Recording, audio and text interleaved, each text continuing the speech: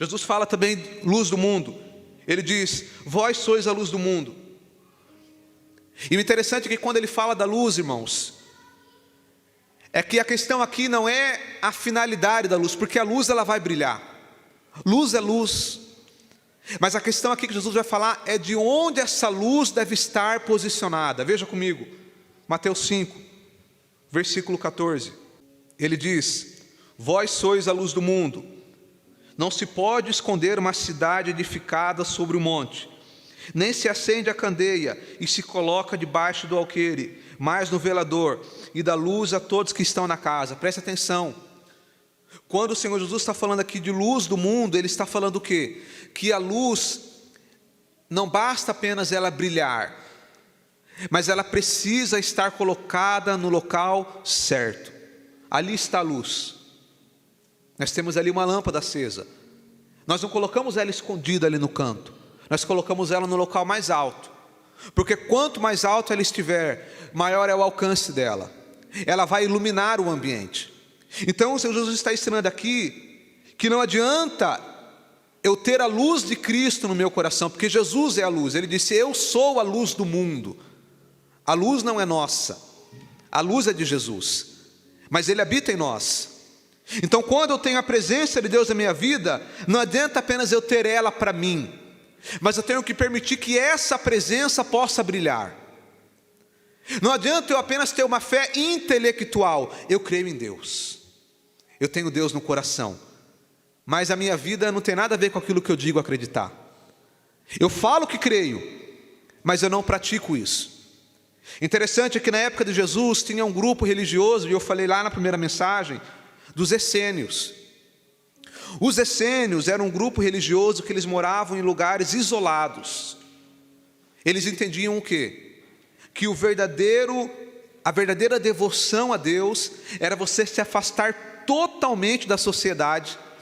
E eles moravam em cavernas, isolados, apenas o grupinho dele ali. Eles não tinham nada, não tinham riqueza, não tinham nada, moravam totalmente isolados. E os essênios, eles eram conhecidos também como, deixa eu lembrar aqui da expressão, filhos da luz.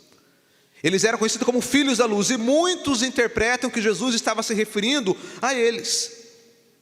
Porque embora eles diziam ter a luz, mas eles estavam isolados da sociedade. Então nós, como cristãos, nós temos que participar da sociedade. Nós temos que estar inserido na sociedade. Do que adiantaria eu falar assim: não, eu quero servir a Deus com fidelidade, e para que eu não venha pecar, eu vou me esconder numa montanha, eu vou fazer uma cabaninha, vou morar isolado ali, sem internet, minha vida inteira vai ser Bíblia, oração e jejum e mais nada. Não ia ter finalidade, amado, porque eu ia ter uma fé apenas para mim. Eu ia ter uma luz escondida debaixo da cama, não serve para nada. Eu ia estar isolado. Que bom que eu busque, que eu ore, que eu me consagre, mas melhor ainda é que após eu fazer isso, eu esteja inserido na sociedade, no trabalho, na minha vizinhança, aonde eu for, para que essa luz possa fazer a diferença. Jesus estava falando disso, que nós temos que permitir que a luz que está em nós apareça para os homens, que nós possamos fazer a diferença aonde nós formos. Aí eu te pergunto, meu amado, será que a nossa prática de vida reflete a nossa fé? Porque eu posso dizer, eu creio em Jesus Cristo, mas será que a minha vida, as minhas ações, o meu comportamento, ele reflete isso? Vou te fazer uma pergunta melhor ainda. Se prepara. Se eu entrasse agora na sua rede social, a sua rede social reflete a sua fé? Você sabe que hoje, já tem muitos anos, que dependendo do cargo que você vai entrar numa empresa, eles pedem a sua rede social, porque eles vão lá e dão uma olhadinha, porque a sua rede social reflete quem é você. Se eu entrar agora lá no seu Instagram, se eu entrar agora nas suas redes sociais e ver o que você costuma postar, as suas postagens refletem a sua fé? Se eu observar lá as pessoas que você segue, as pessoas que você segue refletem os valores de Cristo? Eu não estou dizendo que você só tem que seguir cristão, não é isso. Mas eu estou dizendo o seguinte: será que a minha rede social reflete aquilo que eu acredito?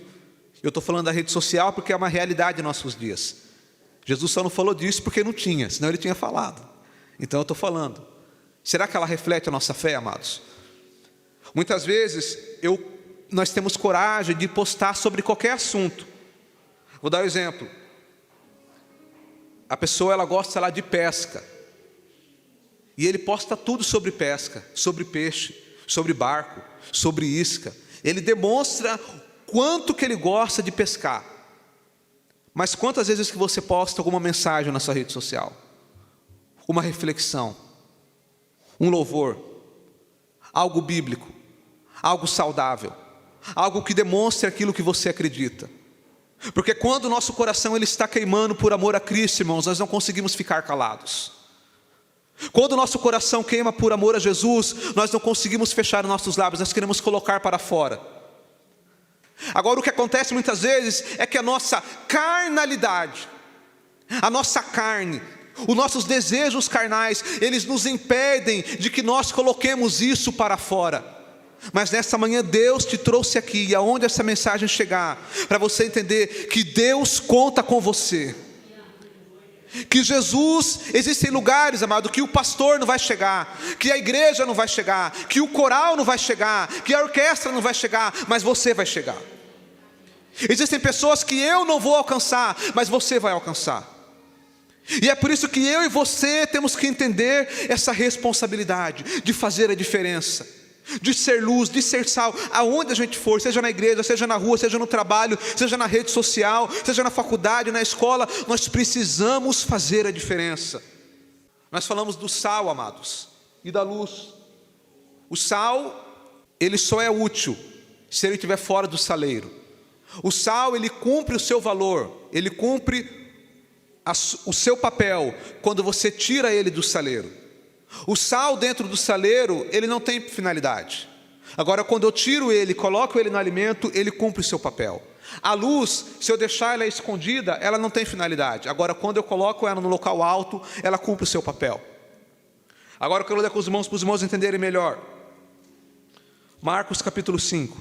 Eu vou dar um resumo aqui para ganharmos tempo. Aqui está falando de um homem que era endemoniado. Preste muita atenção. Eu estou falando aqui agora de sal e de luz, cumprindo o seu papel. Esse homem, ele estava há muito tempo endemoniado. Ele estava escravizado. Jesus foi lá em Gadara, expulsou os demônios daquele homem. E agora, esse homem vem até Jesus e ele quer ir com Jesus. Ele quer entrar no barco que Jesus estava e ir embora daquele lugar. Veja o que Jesus falou para ele. Marcos 5, 18. E entrando ele no barco, rogava-lhe dizendo, o que for endemoniado, que o deixasse estar com ele. Jesus, porém, não lhe permitiu, mas disse, vai para a tua casa, para os teus, e anuncia-lhes com grandes coisas o Senhor te fez, e como teve misericórdia de ti. E ele foi, e começou a anunciar em Decápolis, quão grandes coisas Jesus lhe fizera, e todos se maravilhavam. Isso daqui é tremendo, amado. Porque o homem, ele foi liberto. Jesus fez uma obra linda na vida dele. E agora ele fala, Senhor Jesus, então eu vou andar com o Senhor a partir de agora. Eu vou entrar no seu barco. Aí Jesus fala para ele, não, meu filho, você não vai entrar aqui não. Volta para lá. Aqui no meu barco já tem bastante sal. Aqui no meu barco já tem bastante luz. Agora o que eu preciso é de alguém lá em Decápolis. Eu preciso de alguém lá naquela região, porque não tem ninguém lá. E é você que eu vou usar naquele lugar.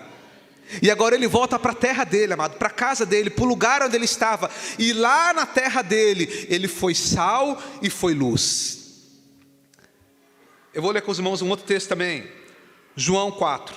Evangelho segundo escreveu João, capítulo 4. Completando aqui. Jesus disse que todos que olhavam se maravilhavam. Por quê? Porque talvez se fosse lá naquele lugar Pedro pregar, eles iam dizer, quem é esse Pedro? Se fosse lá talvez João, eles iam falar, mas quem que é esse João aí que está pregando aqui para a gente? Mas quando eles olham para aquele homem, eles falam, opa, calma aí, esse homem eu conheço. Esse homem até agora estava ali endemoniado, escravizado. Agora ele foi liberto, está pregando boas novas. É isso que maravilhava eles. E por isso eles glorificavam a Deus. Agora veja João 4, amados. Versículo 27. A passagem da mulher samaritana. E nisso vieram os seus discípulos e maravilhavam-se de que estivesse falando com uma mulher. Todavia, nenhum lhe disse: que perguntas? Ou por que falas com ela? Deixou, pois, a mulher o seu cântaro e foi à cidade. E disse àqueles homens: vinde e vede um homem que me disse tudo quanto tenho feito. Porventura, não é este o Cristo? Saíram, pois, da cidade e foram ter com ele. Oh, irmãos, essa passagem aqui é linda. Tem coisas que passam desapercebido. Nós temos que entender o contexto cultural para entender a estratégia de Jesus. Existia uma rixa religiosa entre judeus e samaritanos. Eles se odiavam, eles não se comunicavam. O judeu odiava o samaritano e o samaritano o judeu. Eles nem se cumprimentavam. Mas Jesus precisava entrar lá em Samaria. Jesus precisava levar o evangelho para aqueles homens. Mas como que ele ia fazer isso? Sendo que existia uma barreira cultural. Ele sendo judeu, imagina se ele chegasse lá em Samaria, Jesus com os seus discípulos, tudo judeu, eles não iam aceitar.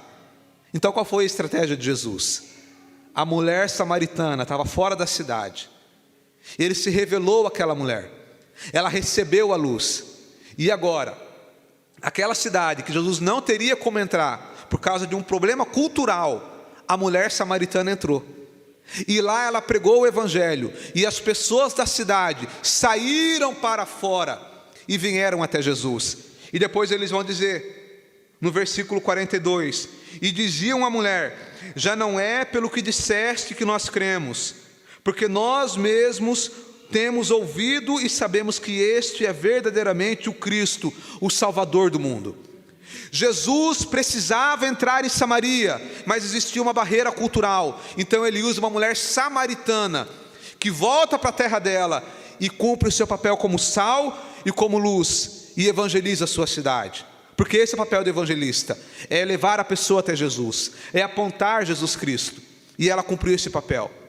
Deixa eu te dizer, amado, existem lugares que a igreja de forma formal não pode chegar.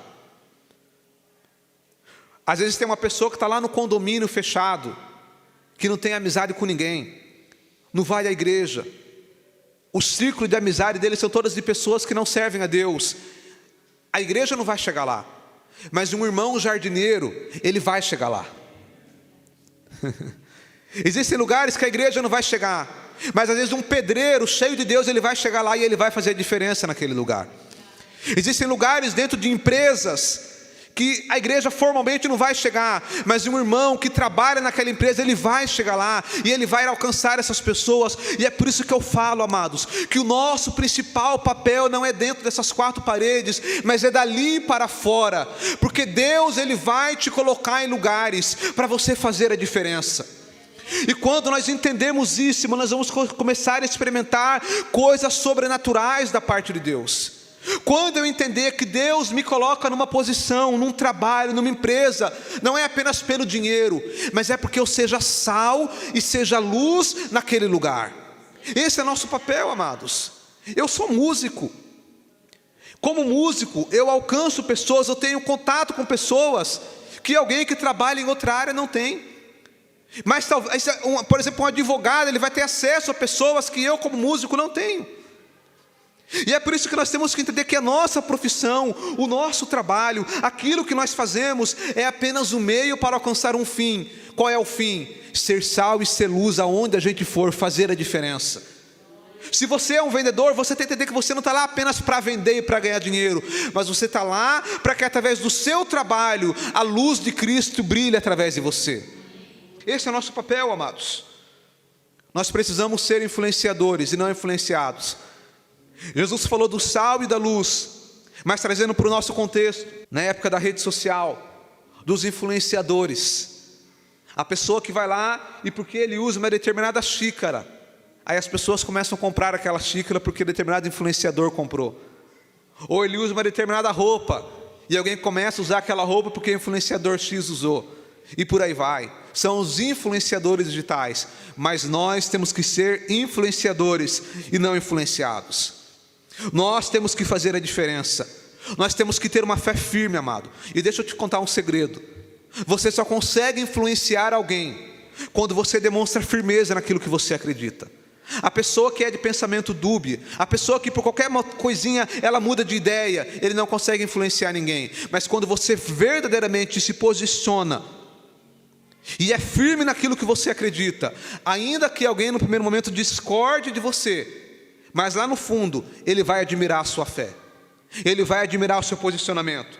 Nós temos que ser influenciadores. Nós não podemos nos conformar com esse mundo. Nós temos que fazer a diferença.